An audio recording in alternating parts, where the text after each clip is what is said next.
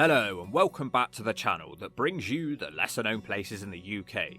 For good, but usually for bad reasons. Today is somewhere in between that, like a clean break in the lavatory. I need your help deciding if this place is a good place or a bad place, because this place divides opinions like a Keir Starmer charity swimsuit calendar.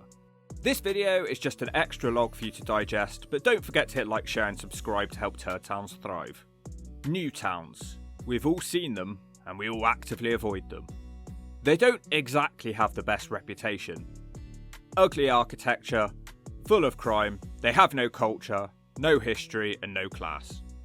But what if I told you that one area was trying to redefine the term new town, with a bit of help from the royal family as well. King Charles was very tired of urban planning back in the 80s, and after seeing Penrhys, he decided he could do a better job on building an estate.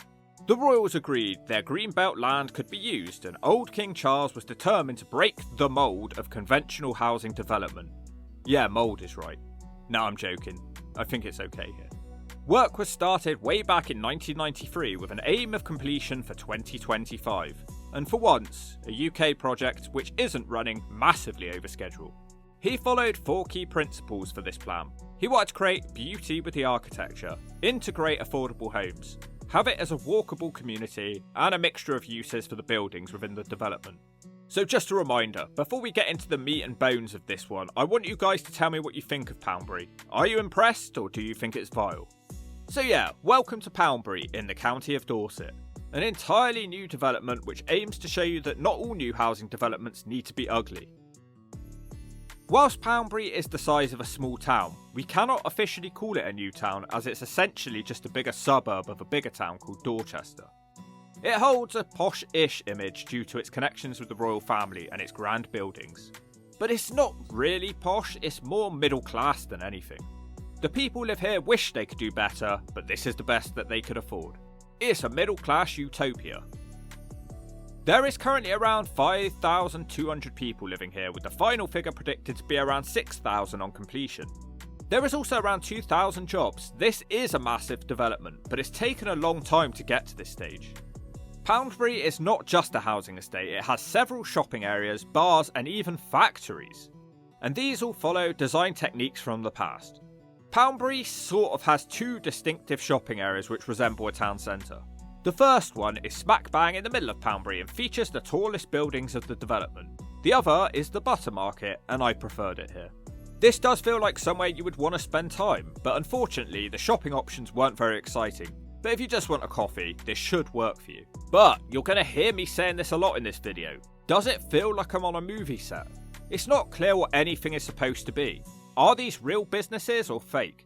The Butter Market really needs some vape shops and barbers. I'm joking, but something I liked about Poundbury was that there weren't any strange characters just hanging around the shopping areas. I was able to let my guard down and just enjoy filming for a change. And luckily for me, Poundbury is very photogenic. Whether or not you like the style of these buildings, you must confess that more thought went into them than any other modern day developments which look like square blocks from Minecraft.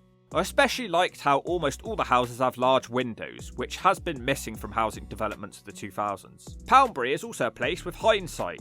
Note that they have built some of the houses with bricked up windows for when we go back to window taxes in the autumn. It's like a modern day solar panel.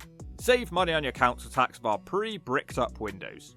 You can walk around here and it's actually quite interesting. A common feature on most new build estates nowadays is the pits and gullies they install to try and cope with being on a floodplain. It's nice to see that they don't really have that here. The main town square is grand and more impressive than 95% of town centres. It actually feels like you're in a place that they care about. Surprisingly, there is social housing in Poundbury, but rather than creating ghettos, they've dispersed the social housing across the development, so Shanice and Mackenzie can be found living next to Arthur and Jane in perfect harmony. Perhaps showing the future of social housing. Either way, it's nice to see a different approach. It's reported that around a third of Poundbury is social housing, but you sure couldn't tell. And just like real towns, tourists actually visit here. People come here to witness the miracle that the UK can actually put some thought into new buildings when it really tries. I know, it's shocking, isn't it? But I've not seen this level of thought go into any housing estate in my lifetime. Poundbury even has its own TripAdvisor page, like this is some sort of theme park. It's currently rated a 3.3 out of 5, with the main criticism being that it feels too clinical and like a film set. I do get that. It felt like many of the shops I walked past were essentially fake, like something out of North Korea. Hardly anything seemed to be open, with no sign to tell you when it would reopen. Outside of TripAdvisor, the estate has come in for criticism at times for just being a King Charles ego trip. I kinda get that too. There's statues of the royals all over the town. Seems pretty narcissistic. And also, Poundbury has been seen as a sly, money-making racket for the royals, mainly because those with families were priced out of Poundbury, away from the social housing. And indeed, the average gaff here costs around 400,000, more than the 387,000 average for Dorset as a county, and more than the Dorchester average of 352,000. As you can tell, I do genuinely like some aspects of Poundbury, but it does have its problems. At the end of the day, it is just a suburb of Dorchester, but they've designed it in a way of it being its own town whilst missing many of the amenities a town would have. There's no petrol station, no public toilets inside the development, no sports centre, a lack of pavements in some areas, no library and no train station. These are all things most towns would have. They do have a Waitrose though, which is the centre of their damn universe, but it's very small. In most parts of the development, it feels like you're smack bang in the middle of a city because everything is so crushed up against the roads. Most of the houses have nothing more than a front yard, and the back gardens don't exactly look spacious. This is often a problem in modern estates, with developers trying to cram in as many houses as possible or in a way with their stupid gardens. It's fortunate that the buildings here look so attractive, otherwise this might have been more of a problem. But do these buildings look out of place? This is Dorset, not London. And is there perhaps too many different styles with the architecture? Walking through Poundbury, you feel like you've walked across 50 villages from the continent of Europe in 10 minutes. It didn't help that so many different housing developers worked on this estate.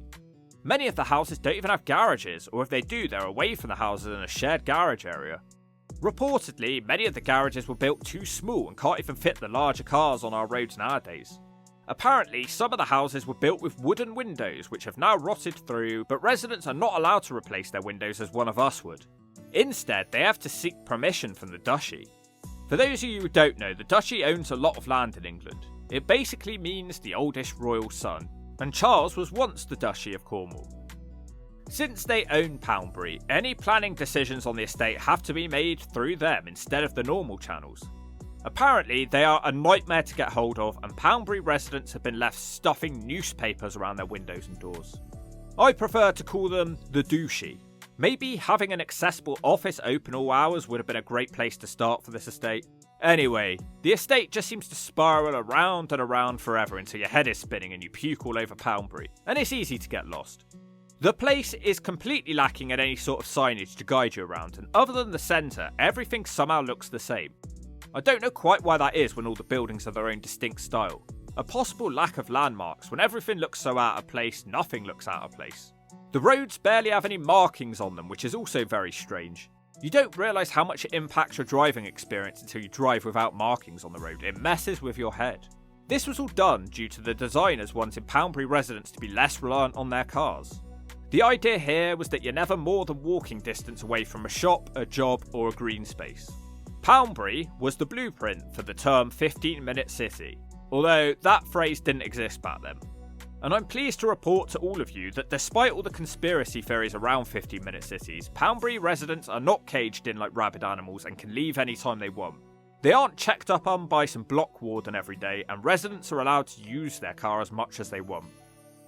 Poundbury has come in for criticism over the years from other architects, calling it fake, heartless and authoritarian. Someone else called it a middle-class ghetto stuck in the past. While some of that may be true in aspects, I just have to compare it to any other modern-day housing estate, and Poundbury is far more interesting. Does it look a bit fake, like a movie set at times? Yes, for sure.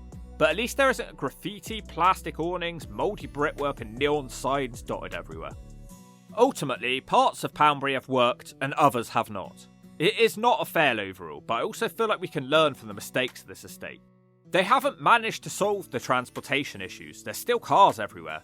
Not enough buses and not a bike in sight. Perhaps another sign that trams are the way forward. What would be wrong with a short guided route into the town of Dorchester to Poundbury? And besides, trams are old-fashioned, just like this movie set is supposed to be. So it would fit, and it would make it even more touristy here. I forgot to mention, it shocked me that parking was free here. Maybe increase the charges to £10 an hour and that'll get the cars off the streets of Poundbury. When it comes to the shops here, it's an issue up and down the country. This aspect of the experiment might have been more interesting 20 years ago to see what sort of shops they got here. But I do feel like Poundbury needs to be more welcoming to outsiders. You have this big estate where the royals are undertaking it with huge building infrastructure, so tourists are naturally going to visit here. So maybe embrace them a bit more. It kind of feels like a closed shop. It's sometimes said that on a particularly sunny day, the queue for the one toilet cubicle at Waitrose can stretch all the way back to Dorchester High Street. Perhaps the final phase of Poundbury is to install a large barbed wire fence around the whole thing, because it sure doesn't feel like they want outsiders in here. And that's that. I hope you enjoyed your extra log. As you can tell, the weather is not good, so I'm just sort of doing what I can in the meantime. But I'd love to know your experiences with Poundbury, and if you think it's stunning or in need of shunning. Don't forget to hit like, share and subscribe to help Turdtowns thrive.